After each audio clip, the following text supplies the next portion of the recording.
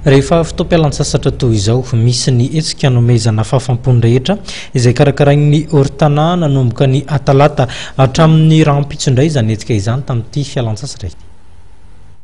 Tafiditra indrindra anatin'ny hetsika alavolo sy tsitika izay karakarain'ny Ortana isaky ny vanim-potoanan'ny fialan-tsasatra ny hetsika izay arahana amin'ny parka Tsimbazaza eo amin'ny zaridaina Antaninarenina nanomboka ny talata lasa teo ka hatramin'ny rahampitso.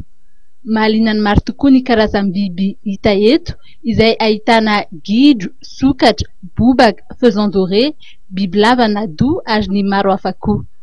Mahafinaritra ka mahafinaritra mba hitan'ny ankizy jerevana le izy mba iarovana le zavaboary zany. Rabe. Inona ny hitany vitao? Bibilava. Izay inona koa? Be. Mety mahafinaritra mba sady mampihena ny déplacement n'olona tsy voatery hoe levaina Tsimbazaza foana na andovidirana ihany koa. Karazana biby. Mahafinaritra. Sendra nandeha dia nandalo dia nahita dia mijery.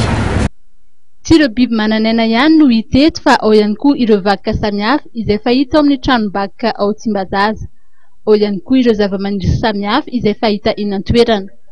Raha ny fantatra dia efa fanaony avy eo amin'ny parka Tsimbazaza ihany ny mitondra ny biby mivoaka ny faritra Tsimbazaza toy izao tafiditra ao anatin'ny fandaharana asa antsoina hoe parque mobile. Amin'ny herinandro ambony dia ny hetsika saripika indray no hoentin'ny Ortana.